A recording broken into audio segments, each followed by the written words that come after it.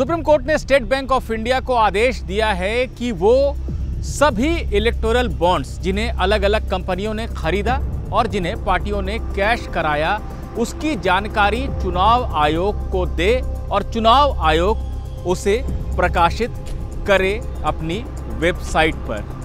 दरअसल electoral bond मामले को लेकर जो तमाम वाद विवाद चल रहे हैं, तमाम आरोप प्रत्यारोप लग रहे हैं, उनके बीच कहीं ना कहीं वो कानूनी जानकारी कि आखिर ये मामला है क्या, इसकी जानकारी सामने आने से लोगों को क्या पता चलेगा, ये तमाम बातें छुप जा रही हैं। और लीगल विद सहगल के इस वीडियो में मेरी कोशिश यही रहेगी कि आप पूरी बात को तफसील से समझ पाएं, आराम से समझ पाएं।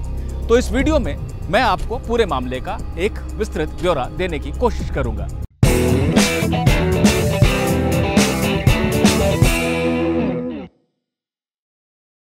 सबसे पहले शुरुआत करते हैं इस बात से कि आखिर इलेक्टोरल बॉन्ड है क्या। देखिए, 2017 से पहले राजनीतिक पार्टियों को जो चंदा मिलता था उसमें काले धन का प्रवाह बहुत अधिक था, ऐसा आरोप लगाया जाता था, क्योंकि कैश के जरिए बहुत बड़ा चंदा मिलता था।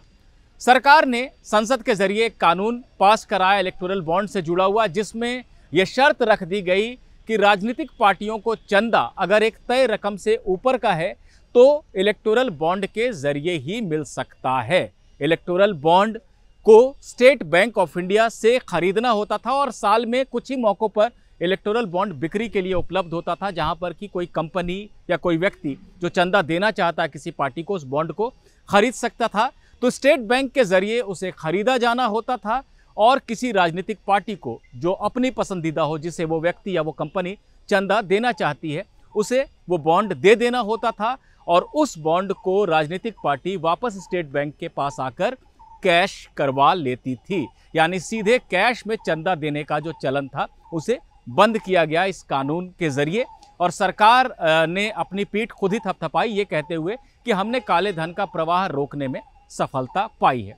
लेकिन इसी कानून में एक व्यवस्था ये भी रखी गई थी कि जो इलेक्टोरल बॉन्ड खरीद रहा है उसकी जानकारी गोपनीय रखी जाएगी। सरकार की दलील थी कि अगर किसी कंपनी ने किसी पार्टी को चंदा दिया, अपनी इच्छा से दिया, लेकिन दूसरी पार्टियां जो प्रतिद्वंदी हैं उस राजनीतिक पार्टी की, उनको पता चल जाएगा कि इस कंपनी ने उस पार्टी को चंदा दिया पर हमें तो दिया नहीं, तो वो एक दुश्मनी मान लेंगी, नुकसान करने की कोशिश करेंगी। तो इससे बचाने के लिए दानदाता का नाम गोपनीय रहेगा, ये शर्त भी कानून में रख दी गई। लेकिन इसे चुनौती दी गई बहुत सारी याचिकाओं के जरिए सुप्रीम कोर्ट में, जहां पर कि ये कहा गया कि ये गोपनीयता की शर्त गलत है। यहां तक मैंने आपको बताया कि इलेक्टोरल बॉन्ड योजना क्या थी और उसके प्रति, उसके बारे में आपत्ति क्या थी याचिकाकर्ताओं को। अब एक तारीख पर आते हैं, 12 अप्रैल 2019। उस समय लोकसभा चुनाव चल रहे थे देश में और ये चुनौती दी गई थी कि इलेक्टोरल बॉन्ड की जो बिक्री हो रही है उसे रोक देना चाहिए। सुप्रीम कोर्ट ने कोई रोक तो नहीं लगाई, लेकिन उस दिन एक आदेश दिया। उस दिन आदेश ये दिया कि चुनाव आयोग अब तक, यानी 2018 से 12 अप्रैल 2019 तक जो चंदे राजनीतिक पार्टियों को मिले हैं, राजनीतिक पार्टियों से उसका ब्यौरा लेकर सीलबंद लिफाफे में अपने पास रख ले और उसे बाद में कोर्ट को दे। साथ ही साथ सुप्रीम कोर्ट ने ये भी कहा कि आज की तारीख से आगे अगर कोई चंदा देता है, हम इस योजना पर रोक नहीं लगा रहे हैं, लेकिन जो चंदा देता है वो गोपनीयता की शर्त पर यकीन न रखे, ये हमारे अंतिम आदेश के अधीन होगा। यानी आखिरकार जब हम इस मामले पर फैसला देंगे तब यह तय होगा कि गोपनीयता रह सकती है या नहीं। ये योजना चलती रही, 2024 का समय आ गया।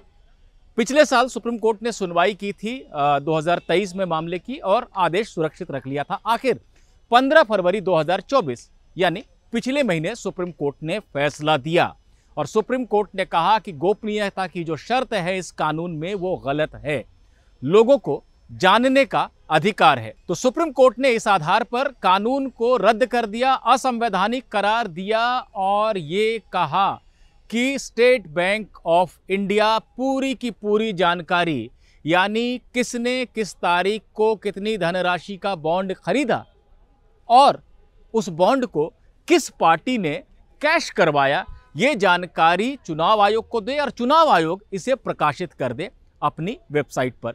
6 मार्च तक का समय मिला था स्टेट बैंक को जानकारी देने के लिए, लेकिन स्टेट बैंक ने एक नया आवेदन दाखिल कर दिया और कहा कि जानकारी बहुत विस्तृत है, उसका मिलान करने में समय लगेगा, हमें 30 जून तक का समय दीजिए।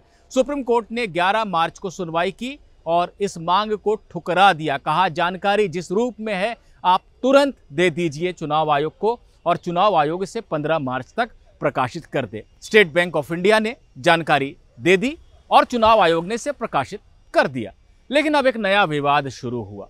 देखिए, हर जो बॉन्ड होता है उसका एक नंबर होता है, एक यूनिक नंबर होता है, अल्फा न्यूमेरिक नंबर। यानी आप इसे अल्फा न्यूमेरिक मतलब कुछ अंक और कुछ अक्षर अंग्रेजी के, मान लीजिए कि KYC 5243, ऐसा कोई अंक जिसमें कि अंग्रेजी के शब्द अक्षर भी हैं और कुछ अंक भी हैं।